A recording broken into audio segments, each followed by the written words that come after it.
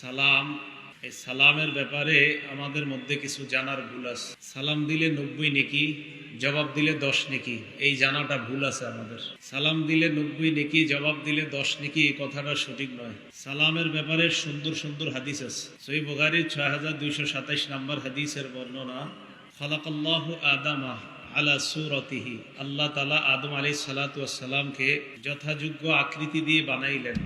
অতুলুহু সিত্তুনা জিরাআ, আদম নবীর উচ্চতা হলো 60 হাত, ওনাকে আল্লাহ 60 হাত লম্বা বানাইলেন। এই আদম আলাইহিস সালাতু ওয়াস সালামকে আল্লাহ বানানোর পর বললেন, ইযহাব ফাসাল্লিম আলা উলাইকান নাফারি মিনাল মালাইকাতি জুলুস।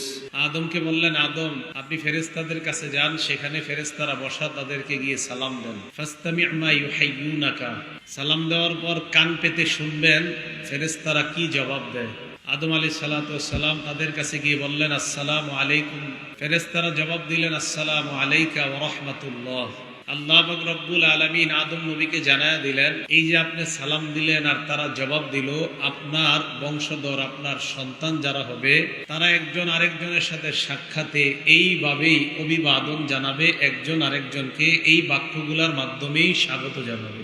তো সালামের ব্যাপারে এত সুন্দর বর্ণনা থাকতে 90 নেকির বর্ণনাগুলা কোত্থেকে আবিষ্কার হয়েছে আল্লাহ ভালো জানেন।